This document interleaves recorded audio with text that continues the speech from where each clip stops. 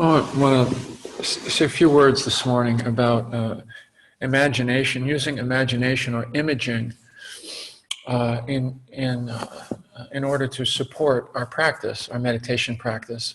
Now, it's something that I never, certainly it didn't occur to me for a long time. And I kind of stumbled into it one time when I was, probably stiff and cranky and working too hard at trying to settle the mind, and wanting to get a little bit more heart in there, but there was no heart in my practice. And the image of my grandmother's face floated by.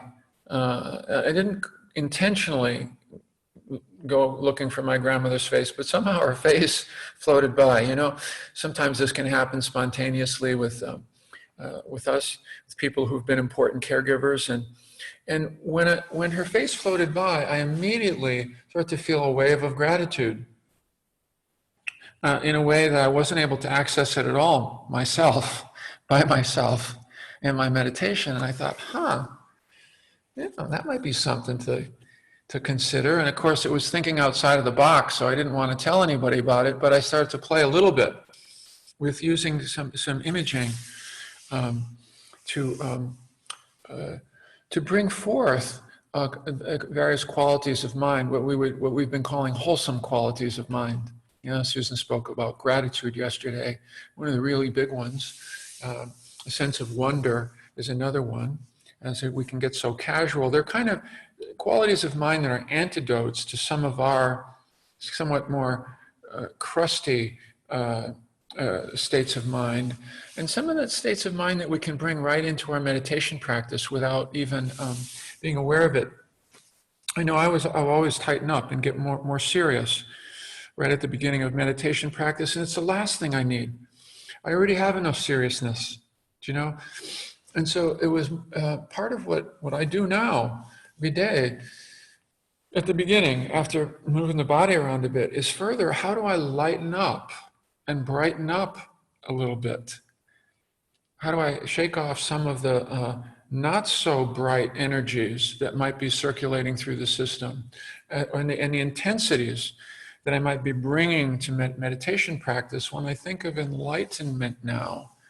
Certainly one of the things I think about is lightening up, you know, giving myself permission to lighten up and brighten up, and bringing that into meditation practice, and using image.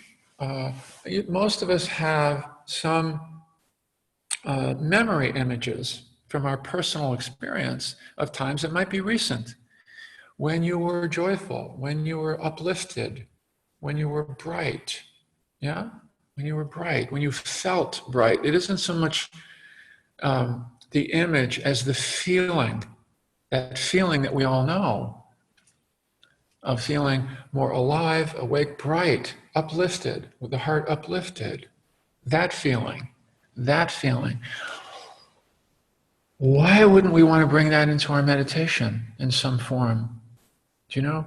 I used to think that if I just meditated harder, then that would naturally arise. Well, it didn't naturally arise because I was over-striving, you know, which actually tightened things up a little bit more.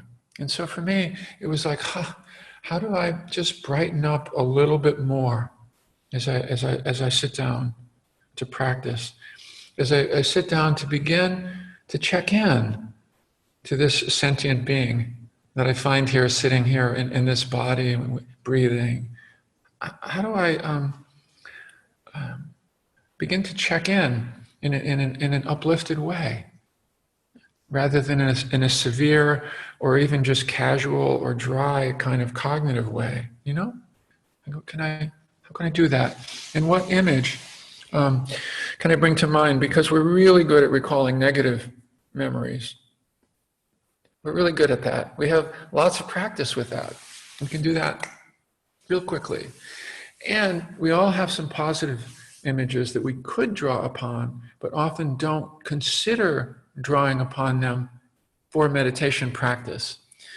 or just setting up meditation practice, or setting up what we call the atmosphere or the attitude of our meditation, you know, creating the foundation of our meditation. Yeah. So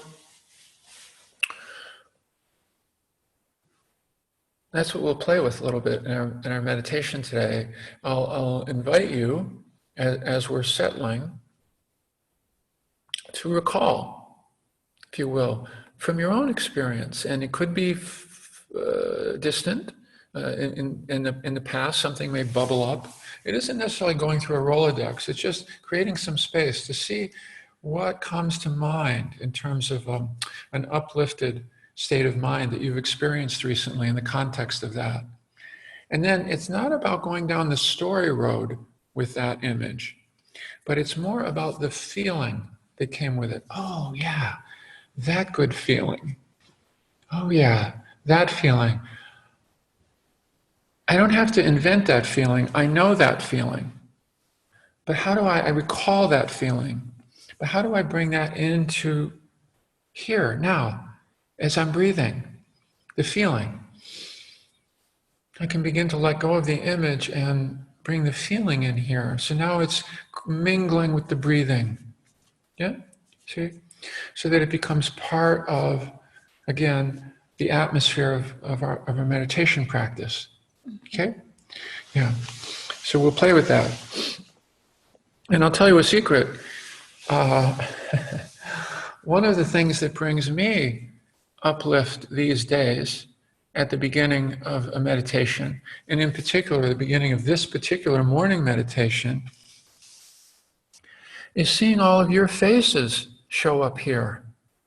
All of the good energy that's coming here, that is supporting my practice, that is supporting my uplift. Do you know, before we go live, we're here for a few minutes and we get to see all of you pop on.